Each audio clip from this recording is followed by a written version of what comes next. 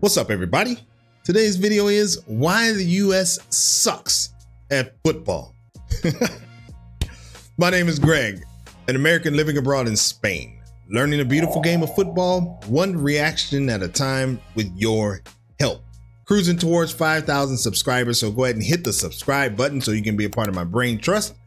And let's see here. Today, this is the world famous Zealand, or Zealand. I'm not sure how he says it.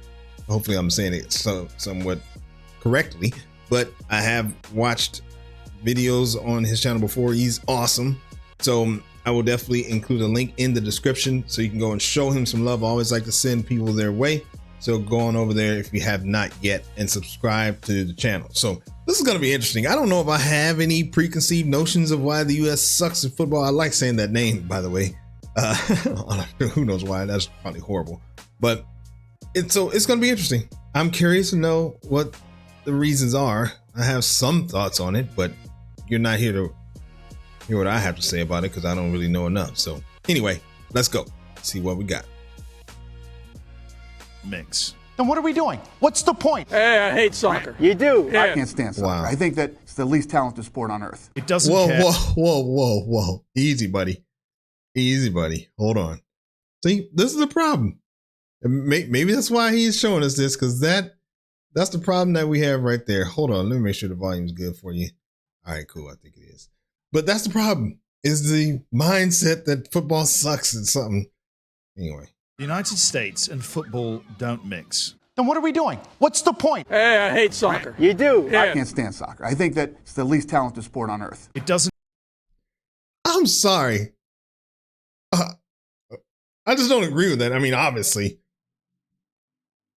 I don't even think I agreed with that before I started this channel, but I really don't agree with that now. Doesn't care and does not understand the football culture shared by so much of the rest of the world. And if you've What?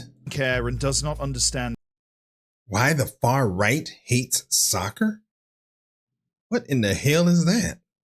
the football culture shared by so much of the rest of the world. And if you've ever wanted to know why, then this video is the one to watch, because by the end you will understand football in America and how it has finally started to change. An important part of that fact, though, is that I'm not English. I'm American, actually. I grew up in American football culture, or soccer as we call it. Through years of traveling around the world to make football videos, I have a unique perspective on how the football culture works inside the United States and how it contrasts to the one outside of it. You see, the American sporting infrastructure is constructed differently than basically any other country in the world. Those leagues we spend all the time watching are made up of franchises in closed league systems, and they operate as businesses. The vast majority of those franchises did not start as local sporting clubs or small local entities that eventually naturally expanded into large sporting brands, like Arsenal, for example. It was founded by the workers at the Royal Arsenal complex, and eventually, through a long winding tale of events, became a massive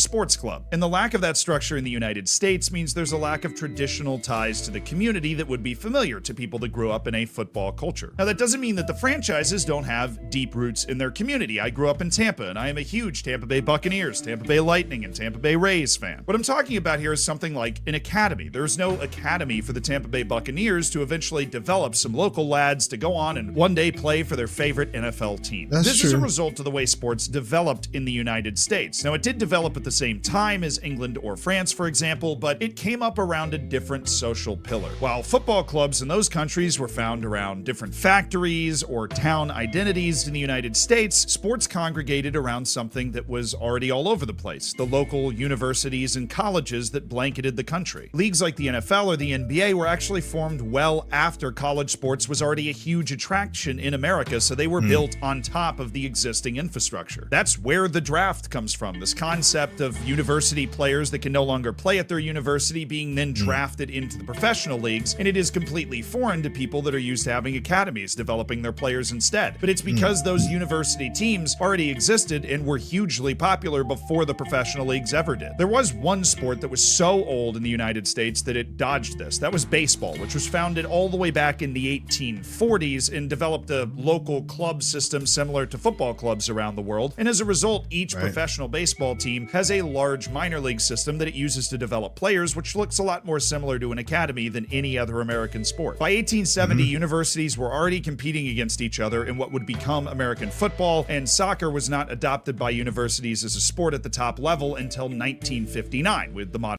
1959 at college level.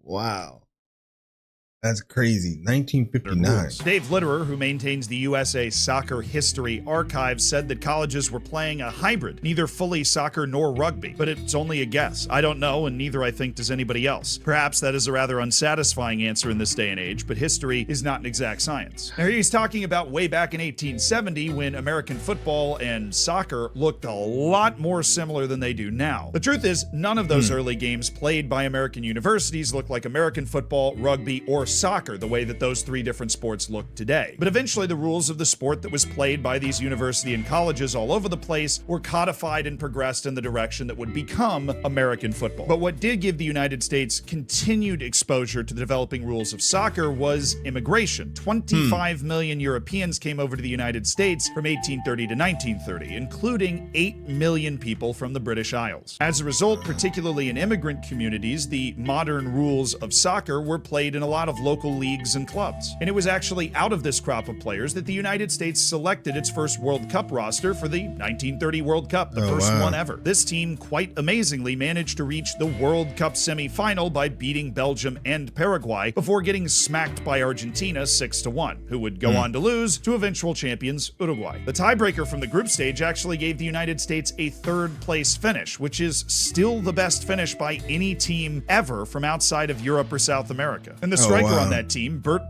Still, that's unbelievable. by any team ever from outside of Europe or South America. And the striker on that team, Bert Patnaud from Fall River, Massachusetts, actually made history. He scored the first ever World Cup hat trick against Paraguay. When the players returned back to the United States, there was no cohesive place for them to play. The size of the United States prevented a national league from developing, and the university preference for American football meant that these players could only practice at local clubs and various leagues that would pop up and then go away as soon as they seemed to appear. And as a result, after a triumphant performance at the 1930 World Cup, the United States would only play in 4 more World Cup matches until 1990. As other footballing cultures around the world were developing league systems and professionalizing their players to train at a higher level, the United States strategy of just slapping together a team of immigrant or second-generation players from local leagues to go play the World Cup just wasn't working nearly as well. So there's no like governing body or something like that, sounds like, back then in the United States. There was nothing to organize everything.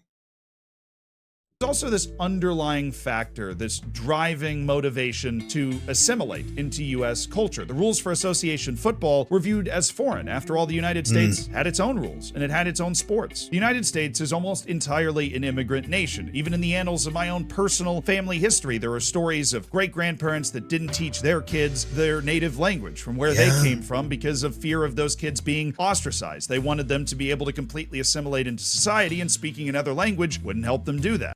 That is 100% true. I have people in my family who, you know, it just wasn't a cool thing to speak their language. So, man.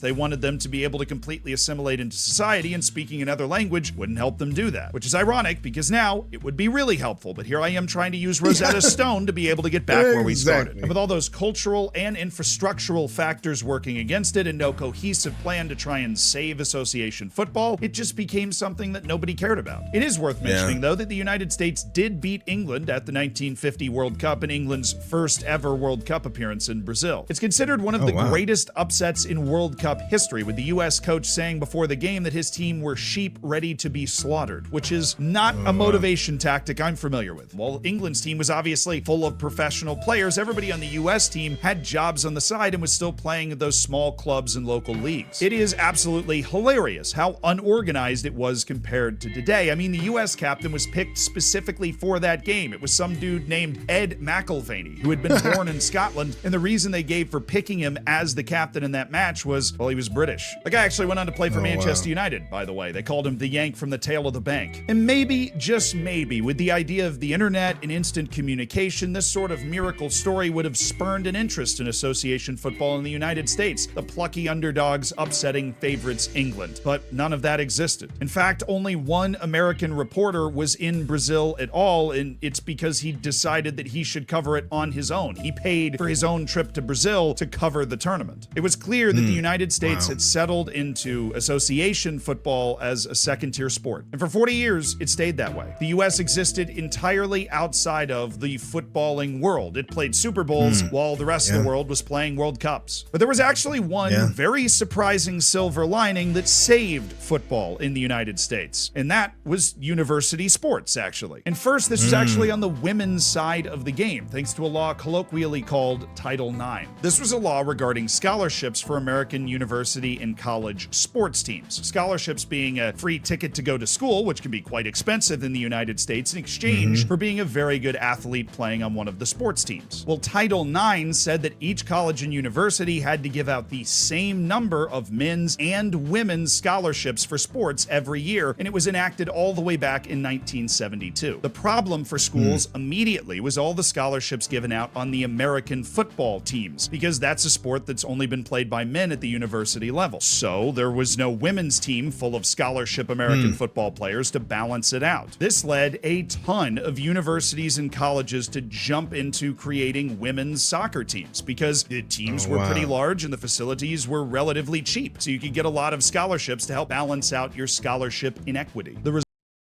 result was a very large apparatus of identifying and developing talented women's soccer players before really any other country in the world. And by the time the first Women's World Cup was created in 1991, the United States had created a machine. Despite being a non-factor on the men's side that had just qualified for its first World Cup in 50 years, the United States women won the entire tournament. By 1999, This is super interesting because that is, I mean, most people like my wife, myself, I mean, we know about the women's football team.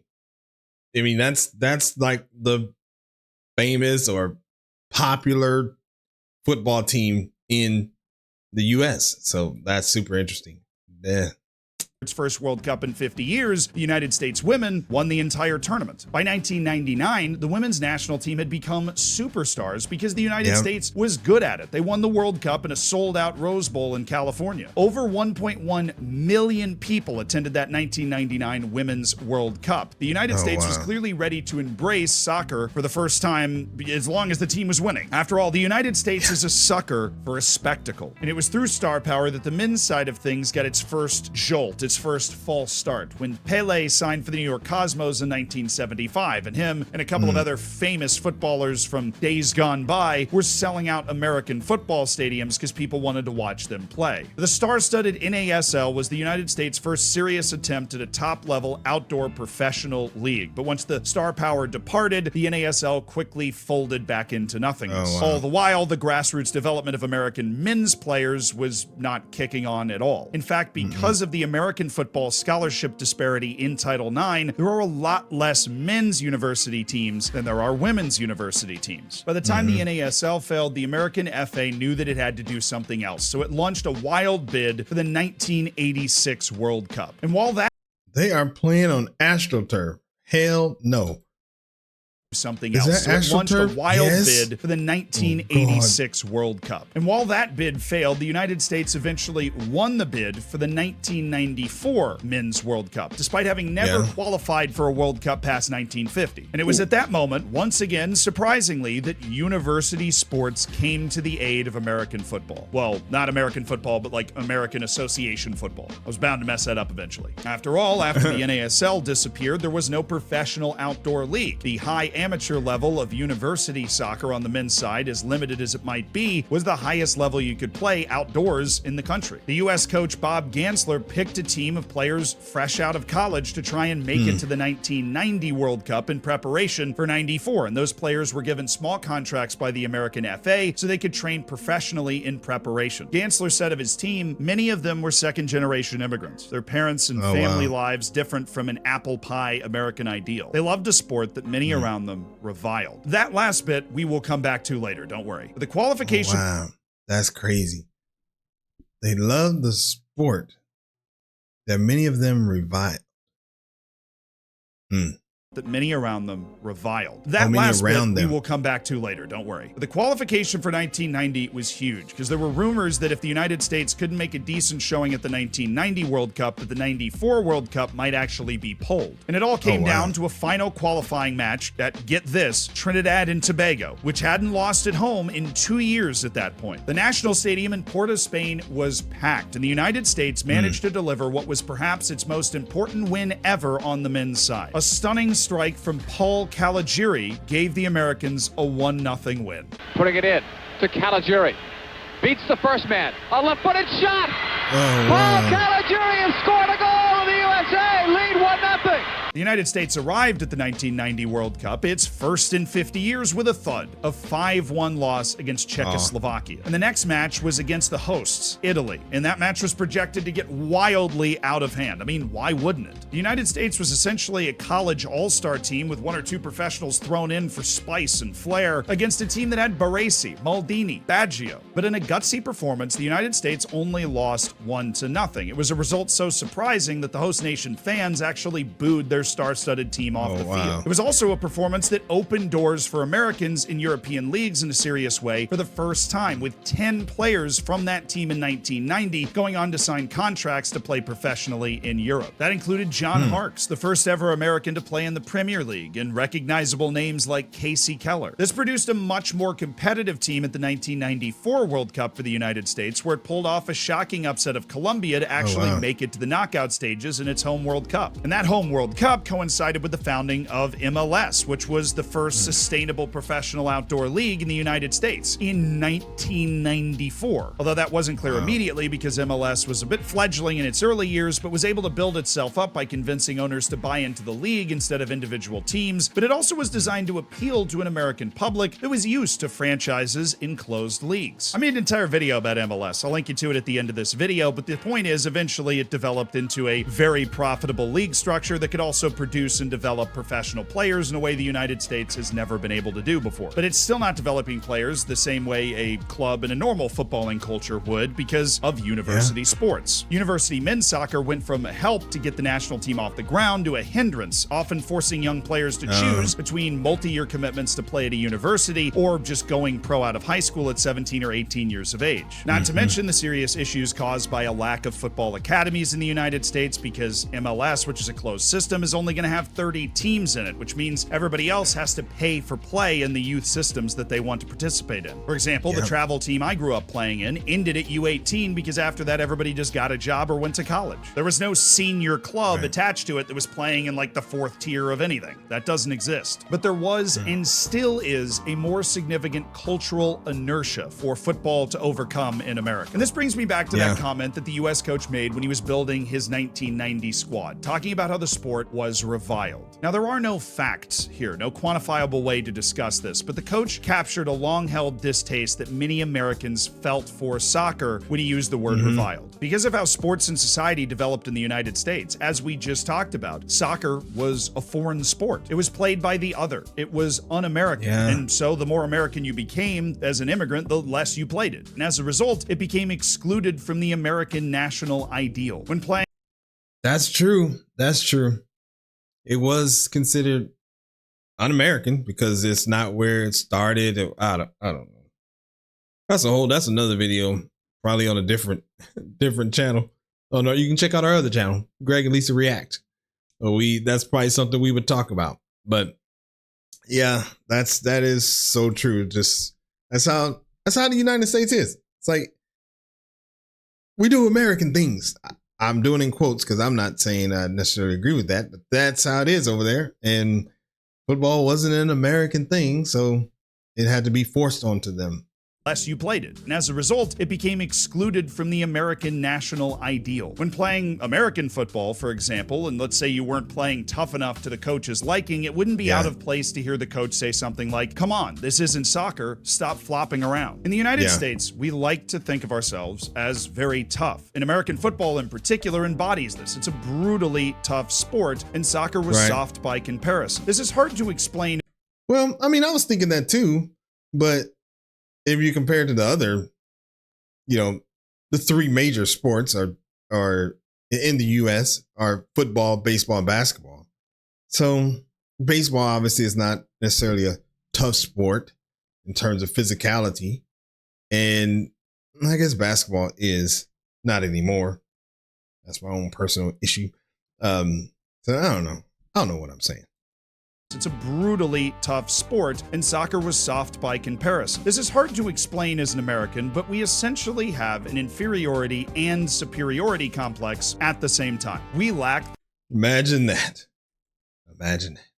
Have an inferiority and superiority complex at the same time. We lack the historical precedent and cultural development of many other countries around the world. We know we are rougher around the edges, and as a result, we treat the perceived refinement of these other cultures as a weakness. And that weakness was reflected in the less physical sport that they all played, soccer. And soccer is still now reviled by a portion of the American population for, lack of a better word, not being a manly enough sport. But that perception is changing through my generation and the generation before me. First, it was Dempsey and Donovan, then the generation of Pulisic, Adams, and McKinney. We grew up watching the Premier League on TV on Saturday mornings, playing FIFA online with our friends, and learning about the world of football through a screen. And we want that here. Or in the case of our new generation of players, we want to be part of it. A deep cultural understanding of the rules doesn't exist yet, but recognition of the sport has increased infinitely from that hard-scrabble group of trailblazers back in 1990. To watch the World Cup knockout match against the Netherlands in 2022, I had to wait outside a bar for 2 hours at 6 a.m. just to get inside and watch the game. The 2015 Women's World Cup final was watched by 27 million Americans. That's 10 million more Americans than English people that watched the English women's team win the European Championship in 2022. In a Washington Post poll after the 2022 World Cup, 8% of Americans said that soccer was their favorite sport, just a few percentage points behind baseball and basketball. And among Americans under 30, soccer had passed baseball in that same poll. So yes, we sucked for a long time, but the reasons why are changing. And even though football in the United States will always look and feel different because of the way it was formed, American football, American Association football, will never be lost in the darkness again. Thank you to Isaiah, our research partner in this piece. And if you want to read or watch any of the sources we used for this entire video, they're all down in the description. If you want to watch that MLS video I was talking about, it's a beginner's guide to MLS, it's right there. And if you enjoyed this video, then please do subscribe. Then you can head over there, keep binge watching, blow off the rest of your day. Who needs a to-do list? There's videos to watch. He's hilarious. Wow, that was a really good video. There was a lot of information there, but that was a really good video. And I guess it's good to know that it's getting better. But I guess one of the sad side effects is that Americans miss so much great football and amazing talent. I totally miss, and I was alive obviously during the Messi era and Ronaldo and Neymar and all these great players, and we just totally missed it. At least I'm getting to see it now. I don't even know what to say. Let's take a look here and see what the people got to say, because I always like to check that out. Okay, let's see here. I like to read the short ones because, let's see. English New Zealand is not real. It can't hurt you. What? We have the exact same thing here in Australia, really. Instead of football and basketball, we have to compete with cricket, Australian rules football, rugby league, and rugby union. Okay, I can see that. Growing up loving soccer in America wasn't always easy. I would get bullied a lot. And never really understood why people would hate a sport that was so fun to me. It was really refreshing to go to college and finally find a community that appreciated footy. Oh man, that's jacked up. I don't know why people do that. Anyway, if you stuck around this long and you like what you saw here, go ahead and subscribe to the video, subscribe to the channel, hit the like button so we can show Mr. and Mrs. YouTube that this channel is worth watching and worth promoting out there to get other people to come and enjoy the fun. As always, thank you for stopping by, and I will see you on the next video. Peace.